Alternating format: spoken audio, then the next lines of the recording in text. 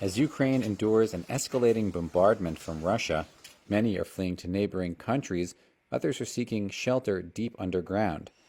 But Kirill Trenton is staying put to help protect those with nowhere to go, the animals at the Kyiv Zoo. I think 4 days ago there was a huge fight near the zoo, and there was an attempt to occupy the military unit. Tracer ammunition was flying all over the zoo. Trenton, the zoo director, along with his colleagues and their families, have been living together in the zoo for the past week since the Russian invasion began. They call themselves a zoo military commune. It's stressful for animals, and in the morning after, we have to look if anybody was hurt. But there were no obvious signs of injuries, and no one dead. But birds were hurting themselves while hitting on cages.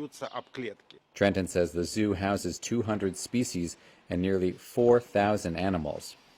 All day we are working with animals, and at night we are hiding at shelters because there are attacks. While the residents of this zoo aren't going anywhere, others are getting out.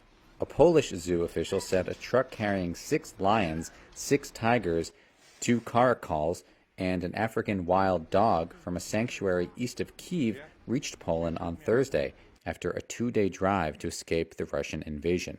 Pictures provided by Poland's Poznan Zoo showed workers caring for the animals as they waited to cross the border. Malgorzata Chodlia is a spokeswoman for the zoo. The animals were exhausted, very hungry and very thirsty. We are very grateful to the Ukrainian heroes who brought these animals to us. Chodlia told Reuters that the animals had been taken to the border by a driver and 3 older men with no experience handling wild animals and who had now gone back to Kyiv to defend their city.